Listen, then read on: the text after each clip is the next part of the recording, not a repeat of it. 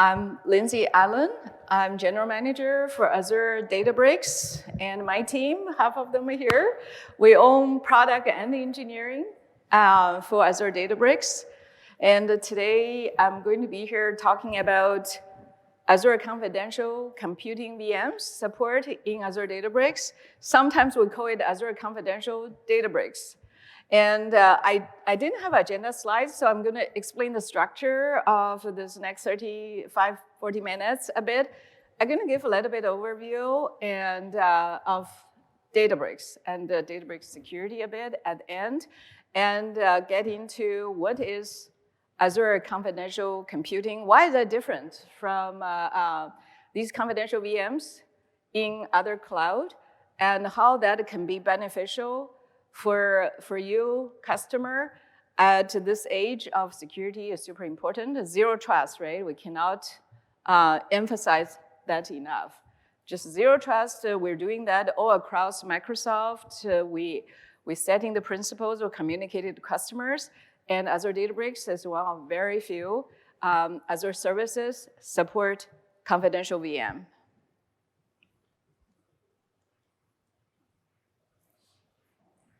So you heard a lot about data intelligent platform. And Azure Databricks is data intelligent platform on Azure. And you have the foundation of a data lake. We were just hanging out with Iceberg co-founder Ryan Blue, and we had AMA, and it was very enlightening to hear what they're trying to do. And these are super smart, creative, innovative people. I fully believe the next version, I don't know what it's going to be called, and we're going to have a best data and Iceberg together. As customer, you don't have to ever worry about format anymore. And with data intelligent engine, what it does is, Databricks take a very different approach, right? Put AI, Gen AI, right in the system. So make your data intelligent, make your data understand what you want from the data and talk to you. And all the features along. I don't want to repeat, there's so many sessions, super exciting. We're so excited to be part of it.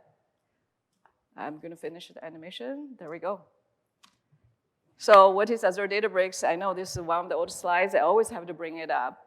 So back in 2016, and when Databricks is still a lot smaller company, probably have less than 100 people, and Microsoft also actually embarking on the cloud analytics journey. And that's when Spark really taking off. So we decided to have very close partnership with the Databricks. We invested very heavily in this startup company and co-built this service called Azure Databricks. And literally, Azure Databricks is a Microsoft product. Even 90% of IP belong to Databricks. We're working super close together. And you see every features Databricks has will release on AWS and Azure at the same time, 3 cloud if it's not on Azure first. So Azure Databricks is Databricks. It's just deeply, deeply integrated with Azure stack, especially on security authentication and the whole infrastructure. And we have our friends with ADLS engineering sitting right here. They did a tremendous amount of work to make Data Lake run optimal speed, right, on Azure. So you will have the best of both worlds on Azure with choosing Azure Databricks. And I can't emphasize enough about the enterprise grade. And because it's Microsoft product, have all the promises, the support, the guarantee, SLA, and of any Azure services. And we actually get measured as mission critical services for Azure. And for all the KPIs, right? We're chasing all the KPIs. We're on all our executive Satya and our EVP's dashboard every week, every month. So it's enterprise grade. Well, if things doesn't work, it should blame Databricks, but anyway. So I want to get into security part. So you're familiar with this, right? Enterprise security, and we want to make it easy. Security is about the defense in depth. And it's ongoing journey. There's no, like, says we ship a feature, we're done. And there's somebody out there going to try to attack and beat you, so you need to continue to progress, to innovate. And today I want to talk mostly about the data protection.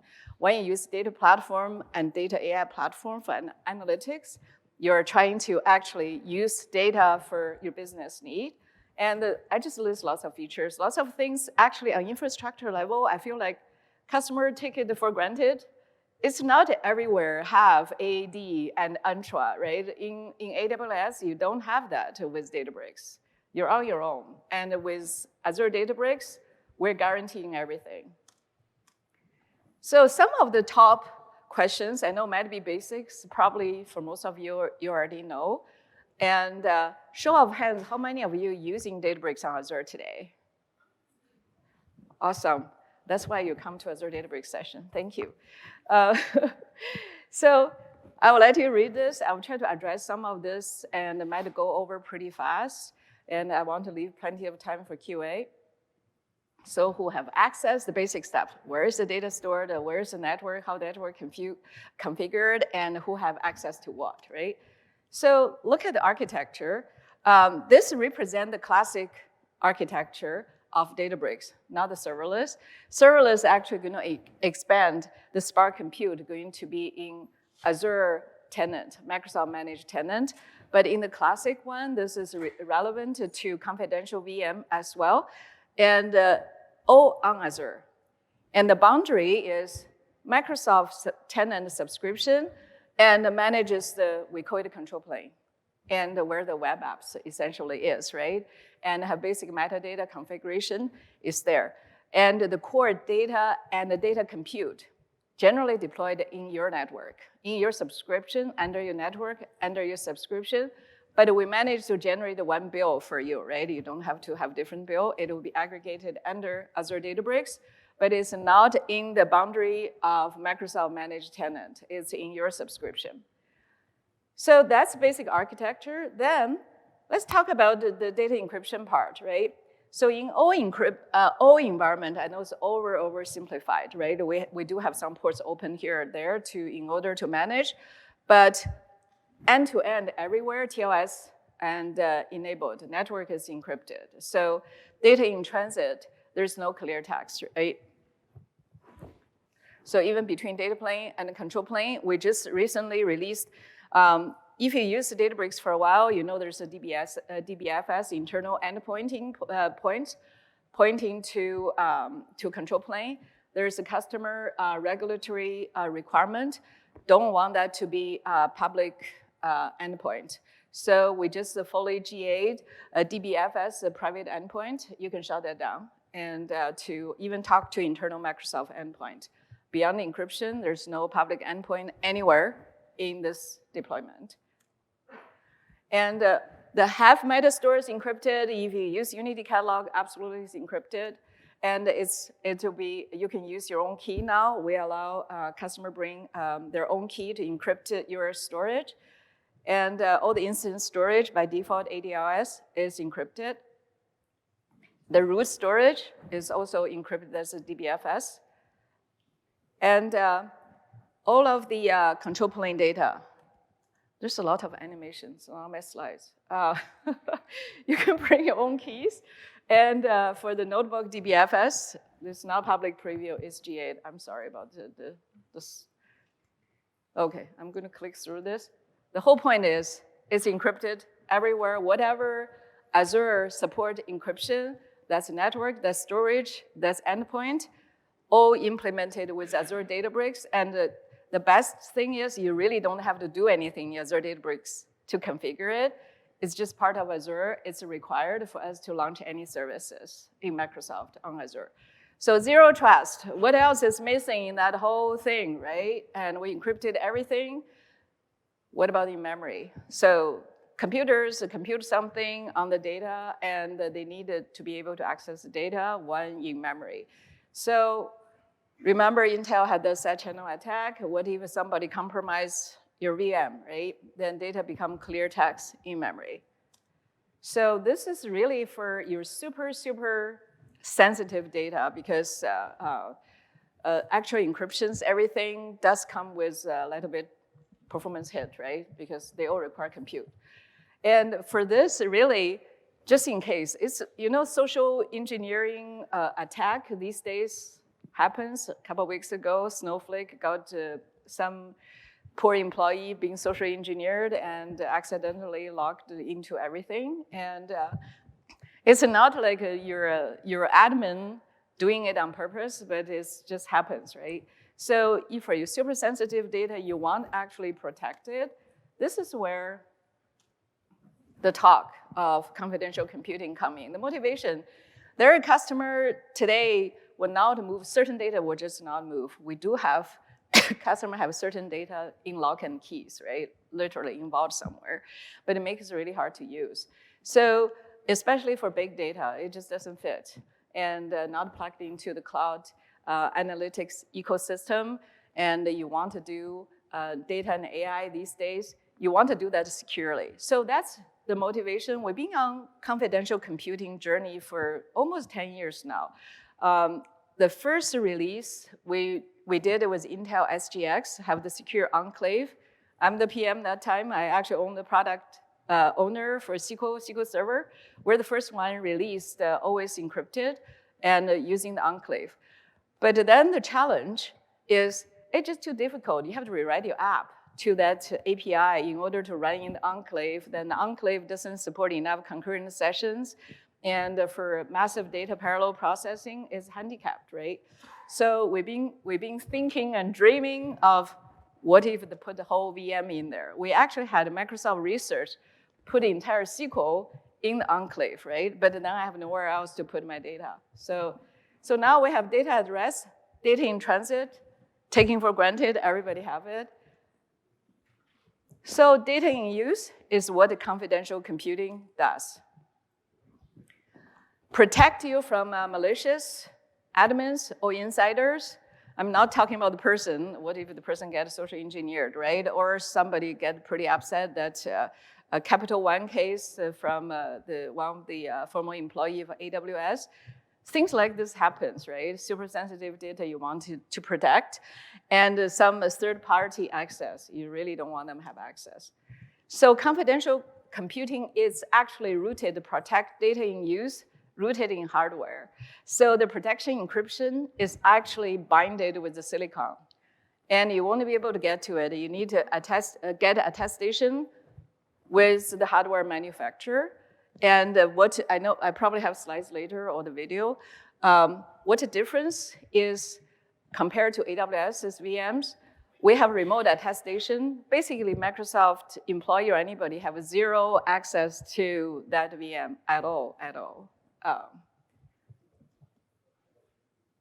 Fundamentally, for your sensitive data, trusted workload software, and trusted admin will go sit in that trusted boundary. Everybody else, outside the boundary, you don't trust. And we have entire infrastructure in place. Make sure your trusted boundary will not get compromised. These are fundamental capabilities, hardware root of trust, and ensure the data is protected, anchored into the silicon. Unless you have attestation, that VM won't boot. And its remote attestation is supported by Azure, but is not on the cloud. Have to go to the hardware provider, this including GPUs. We're gonna support confidential GPU as well. And the trusted launch environment. And we'll make sure your gold image are validated and not compromised. And isolation and encryption, secure key management. It's very complicated. I'm just listing this out. And with all the data and AI, with a RAG, and you need a bigger compute. And NVIDIA, we've been waiting for NVIDIA to support the confidential computing. It is supported. I think it's still in preview. Sometimes I get confused, preview and the GA. I think it's still in preview. And it does support remote attestation with NVIDIA as well. Because the key thing is attestation, the secure launch key is binded with silicon. So that's why the GA on the CPU, we do this with AMD. We're just working on Intel as well. And GPU attestation will be provided by NVIDIA. So let me I decided to, this is a video. Revisit Zero Trust security and confidential computing with a deep dive on the latest silicon level advances, which combined with Azure's stringent attestation measurements, let you lift and shift your confidential VM and container workloads to the cloud without code changes or higher levels of data protection.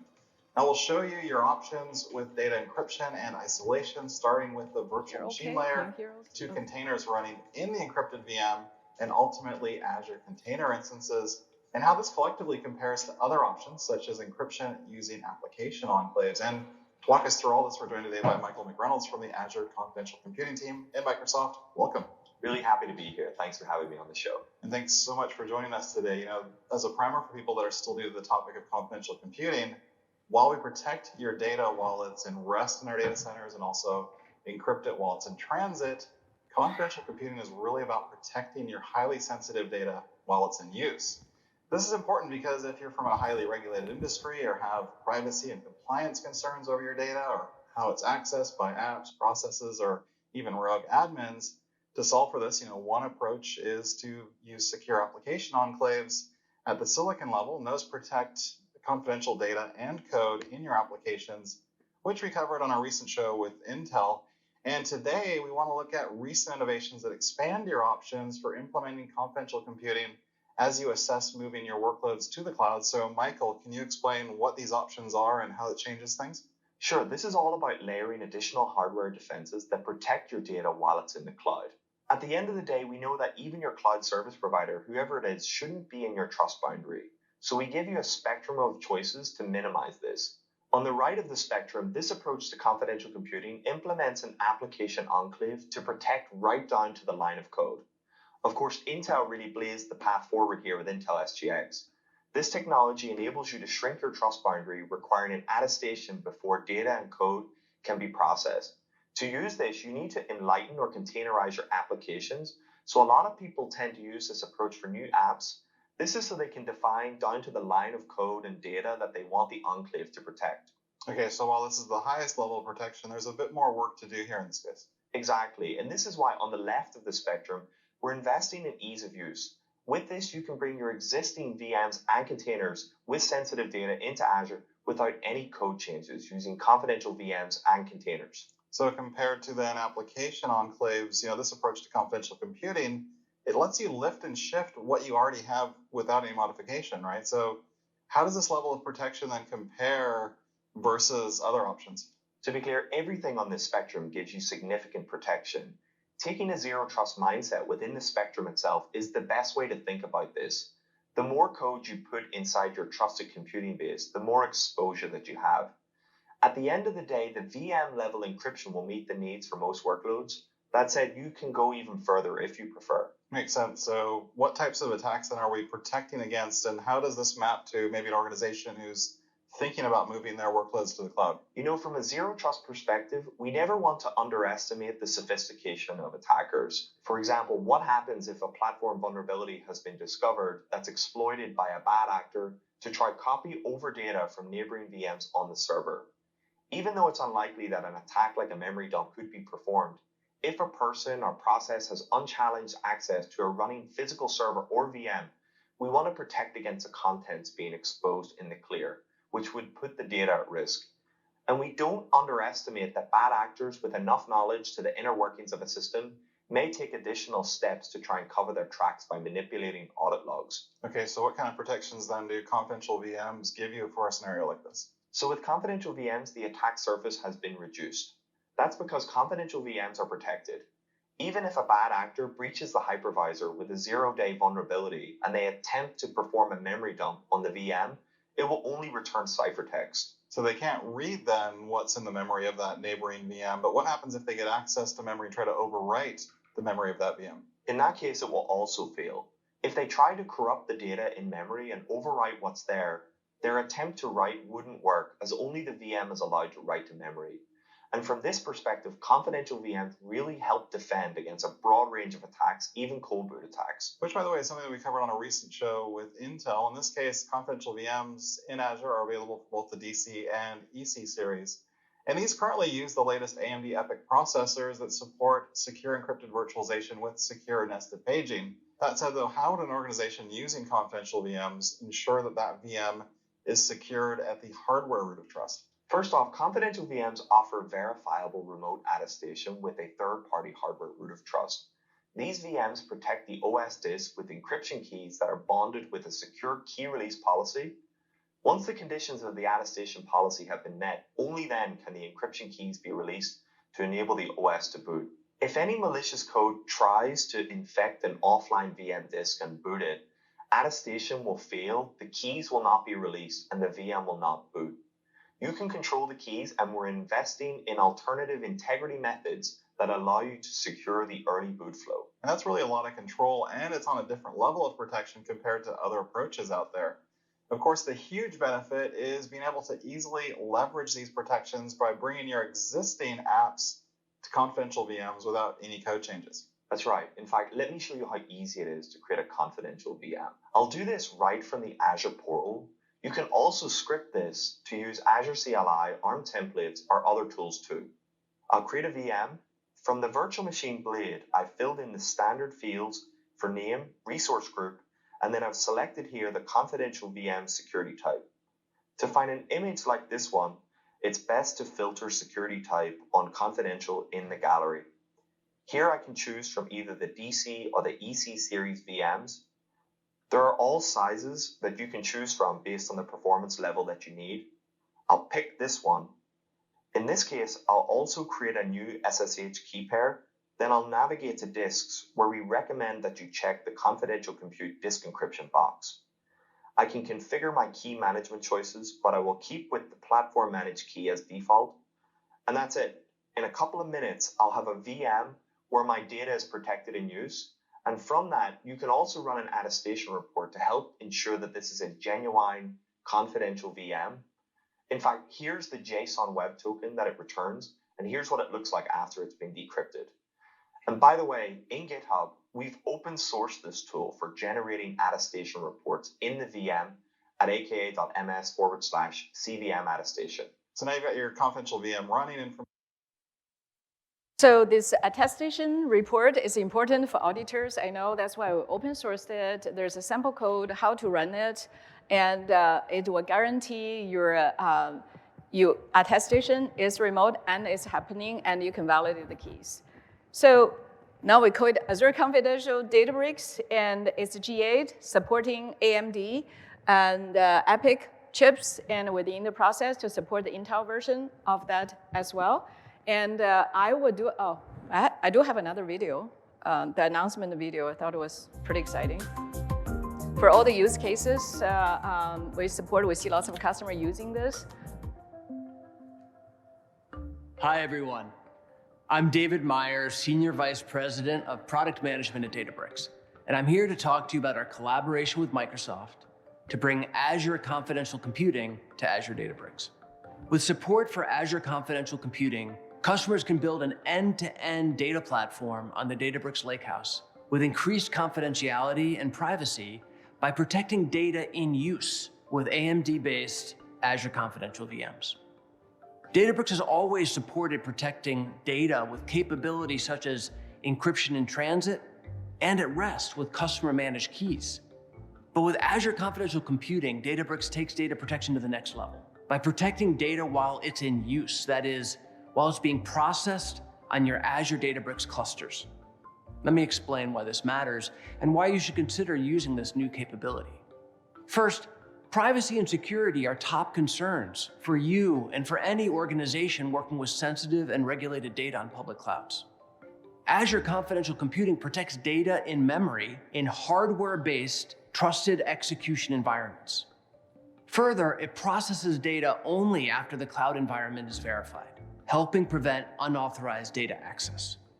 But security is just one piece of the puzzle. Performance is also critical.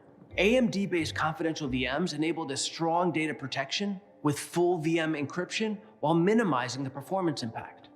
By harnessing the power of AMD's EPYC processors, these VMs provide the horsepower needed to handle even the most demanding workloads. Now, you might be wondering, why would I choose AMD-based Azure Confidential VM specifically for Azure Databricks?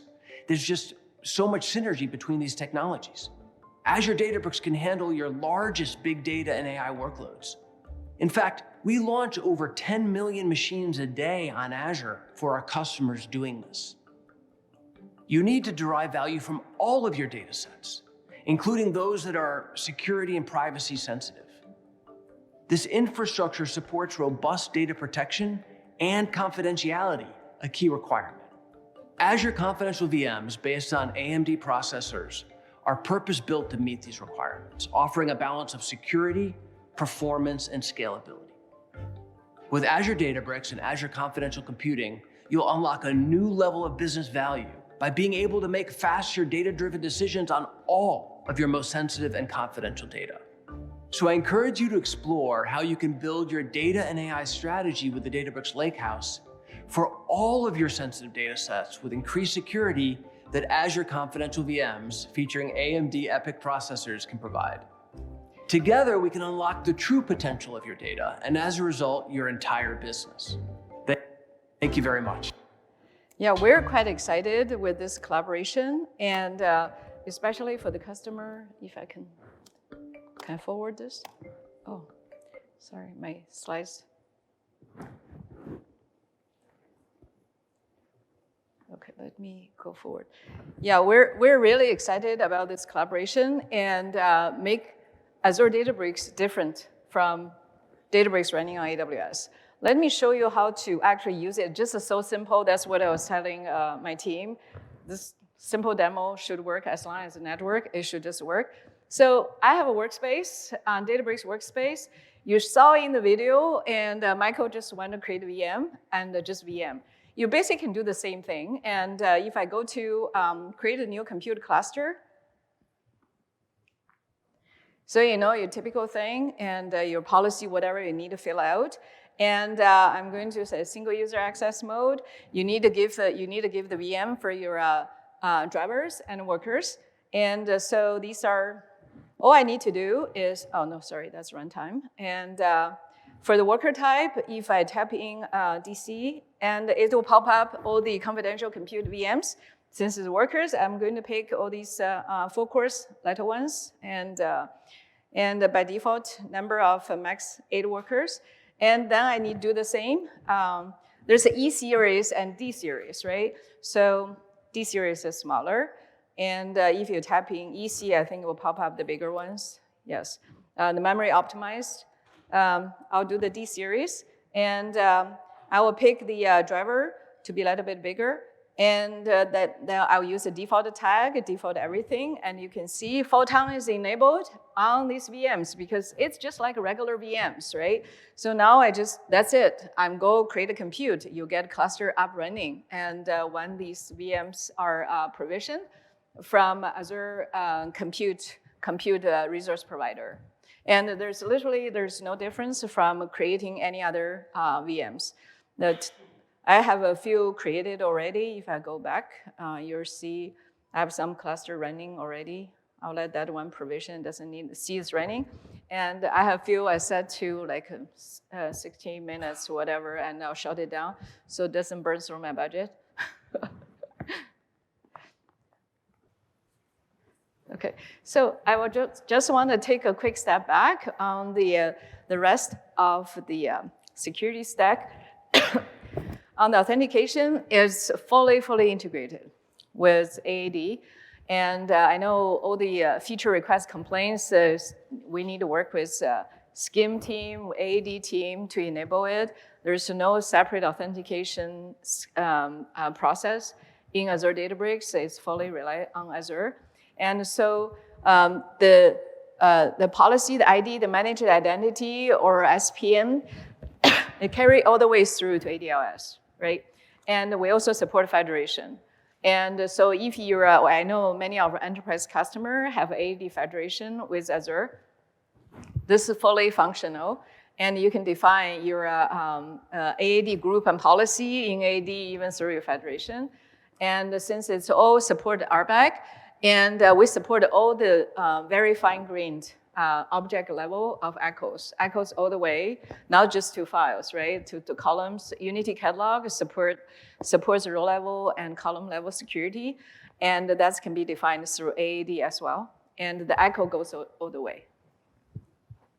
Whatever the new, all the announcement, the models, the usage, the monitoring, and will carry the managed identity through, thanks to Unity Catalog. Unity Catalog is like managed identity first, right? That was another thing, and my workspace default didn't have a managed identity, blocked lots of things. I should just delete that workspace after this week. And there's many permission levels. One cluster is all supported. Then network security, that was another thing. And out of the gate, right, for not a serverless, but for the classic, we definitely support the VNet injection. This has been supported for a while, is a G8. And support the customer-defined NSGs, network security policies. And we also enabled for a very large customer, because you have very complex networks set up, and use the security parameters. I think Microsoft have this kind of workspace thing. Network security parameters allow you to put together IP access list, because Databricks support IP access lists, different policies. Instead, so you don't have to go to different tooling interface to configure all these complex management interfaces. Initially, for product team, we said, that's all there already. We said, no, we don't want to do it from one place. That was to set up the secure parameters, I think. Customer managed key, we released that as well, support all the way to storage. Sorry, still saying public preview. I need to update these slides. We support a private link to workspace, and for serverless, we do support a private link as well. I think that's all I have. Yeah. Thank you for my team, help me answer questions. Okay. Thank you for being here.